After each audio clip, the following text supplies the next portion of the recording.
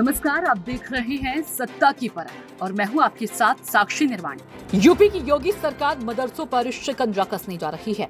CM की पहल पर साल 2022 में प्रदेश के अल्पसंख्यक कल्याण विभाग ने मान्यता प्राप्त और गैर मान्यता प्राप्त मदरसों का 12 बिंदुओं पर सर्वे कराया था।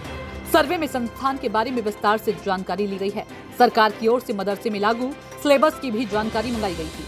मदरसे की आय का स्रोत क्या है, इसमें यह बताना था कि मदरसा को संचालित करने के लिए दान या ज़कात मिल रही है तो वह कहां से आ रही है।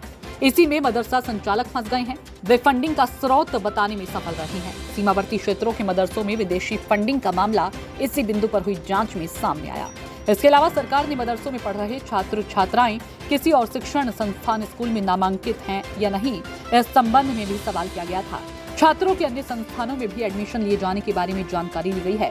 सरकार के सर्वे में मदरसों के नाम, मदरसे का संचालन करने वाली संस्था का नाम और मदरसा को शुरू किए जाने के वर्ष के बारे में भी जानकारी दी गई है। इसके अलावा यह भी पता लगाया गया है कि मदरसों का संचालन कहां हो रहा है। इसमें देखा गया है कि बड़ी संख्या में मदरसे निजी घरों में संचालित किए जा रहे हैं। वहीं कुछ मदरसों को किराए के मकान में भी चलाया जा रहा है। साथ ही यह भी जानकारी ली गई है कि मदरसों को संचालित किए जाने वाले भवन स्टूडेंट्स के लिए उपयुक्त हैं या नहीं। मदरसा भवनों में पेयजल, फर्नीचर, बिजली की व्यवस्था, शौचालय आदि सुविधाओं के बारे में भी जानकारी ली गई है। उत्तर प्रदेश में मदरसा सुधार की योजना पर योगी सरकार ने निचले स्तर से काम शुरू किया। मदरसा संस्थानों के लिए टाइम टेबल का निर्धारण, शिक्षकों और स्टूडेंट्स की उपस्थिति, सरकार से मान्यता, आधुनिक शिक्षा पर जोर दिया जा रहा है। इसके अलावा मदरसों को प्रभावित करने वाले कारकों को बीच से खत्म करने की भी तैयारी की गई है। योगी सरकार ने मदरसा फंडिंग की एसआईटी जांच कराने का भी फैसला लिया। योगी सरकार की ओर से इसके लिए पुलिस विभाग की टीम को आदेश जारी कर दिए हैं। दरअसल मदरसों में पैसे कहां से आ रहे हैं और किन माध्यमों से किन कार्यों के लिए पैसे पहुंचाए जा रहे हैं, इन पर सरकार को कोई जानकारी नहीं मिल पाई थी। सर्वे के दौरान यूपी के 16,513 मान्यता प्राप्त मदरसे संचालित किए जा रहे हैं।